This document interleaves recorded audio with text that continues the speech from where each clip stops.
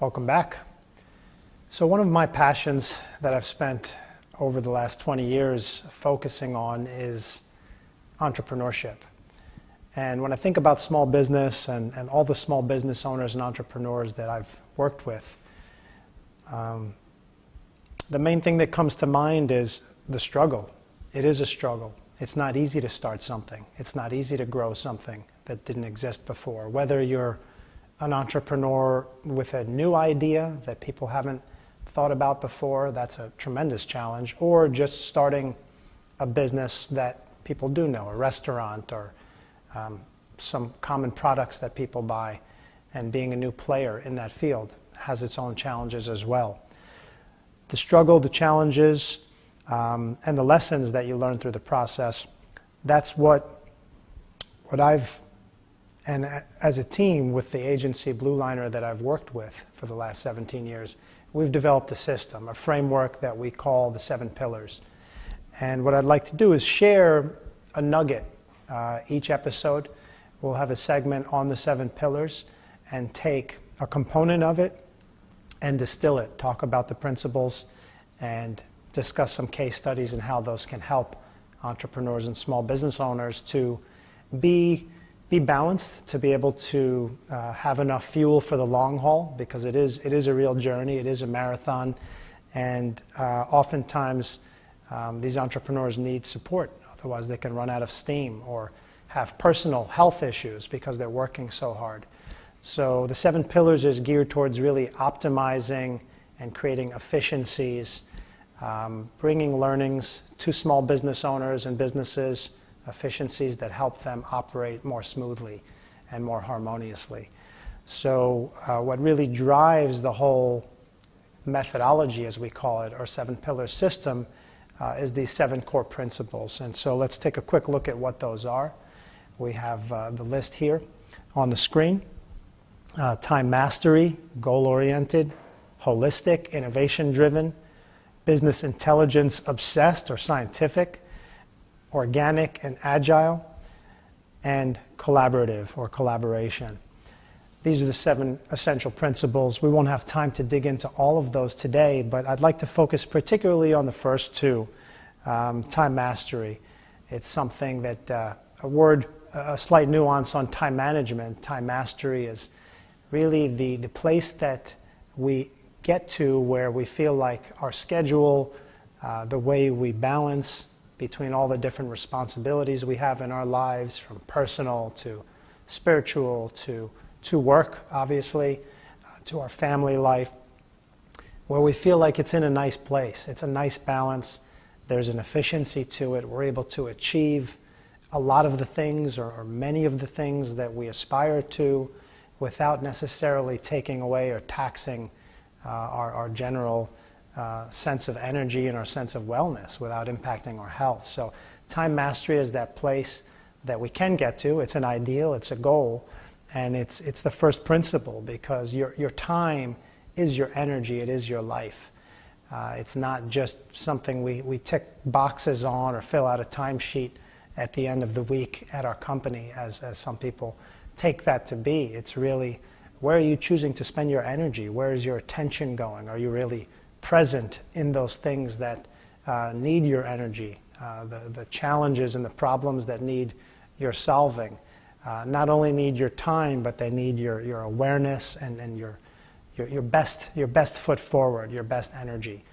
And that's something that typically when you see entrepreneurs and small businesses, you have a few people trying to do many things and wear many hats, which again is a very polymathic type of concept. You do need to be able to be skilled at varied things, but you can also lose a lot of energy when you jump around to too many things, that you get distracted and you get kind of fragmented and fractured. So there's a balancing point between being able to jump around to different things, but also to be able to be efficient, to be harmonious, within yourself and with your team, and to really understand what the priorities are. And that's really a key component of this principle of time mastery, is always knowing what the most important things are and being able to focus on those, which brings us very nicely as a bridge into the the second core principle, which is to be goal-oriented and to know your goals. So it really, you see how it blends very nicely with time mastery, because you really need to know what the most important things are to do all the time. And that could change every day. That could change within the day. You might start the day with a list of the 3 most important things, with number 1, 2, and 3, and all of a sudden some emergency comes up with, on a personal level or with your best customer, and you need to be able to be flexible enough and resourceful enough to make the switch, even if it's frustrating and it wasn't what you initially planned. So having goals, not just within the day, which is a short period of time, but within a week, within a month, within a quarter, within a year, within a 5-year period, and then we get towards something called a life vision, and that starts connecting to our purpose. So all of these different periods of time really connect back to right now, this present moment, and am I doing right now something that's in alignment with my long-term purpose, my long-term vision. So it really all does connect. Can we remind ourselves to be aware of that and bring ourselves back to the present moment, back to a place where we're working on what we ought to be working on? And if we're in charge of a company of, let's say, 10 people, or other people in the company working on what will best serve not only them, but the company, and making sure there's an alignment with everyone that's in a particular position, doing what it is that they're supposed to be doing, or what would be most optimal for them to be doing. So you can see how these 2 principles work together. And again, we're generalizing here, but over the course of different episodes of the show, we'll have entrepreneurs on talking about these very issues. Now I can talk about them from personal experience and how I handle this, and then how I encourage other people that work for the various companies that I'm involved with through B Labs Ventures and Blue Liner. We have roughly 50 people that work for us in these organizations, and I make active recommendations to them. I try to show them and provide tools for them that work for me, but I also have to be flexible enough to realize that what works for one person, what might work for me in terms of the way I plan my day, plan my week, may not necessarily work for everyone else. So again, as a leader, being able to have flexibility to a degree, giving people options or letting them come up with their own solutions, yet at the same time, as an organization, trying to standardize so that everyone can get the information they need.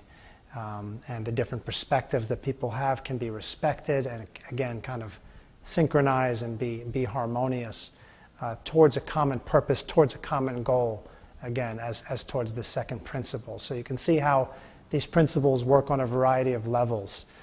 They work on an individual level, and what our individualistic focus is and goals are for the day, and it also works on an organizational level.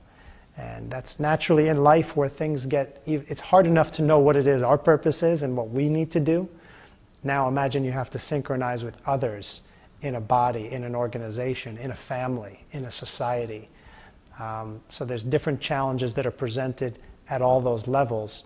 And it's really no wonder why the world has so much of the conflict and so much of the challenge, so many of the challenges that it does, when we realize how hard it is just to get that sense of order and alignment within ourselves, not to mention within a relationship with one other person, and how complex that gets in an organization. So this, again, all these challenges we're discussing were all the driving forces behind why we created this framework, the 7 Pillars framework, and this nugget we gave today about Principle 1 and 2 of the 7 core principles will be expanded in future weeks. But for now, we're going to take a break, and we'll come back on the concept of time management and goal setting more from a personal point of view, and we'll talk about that when we come back.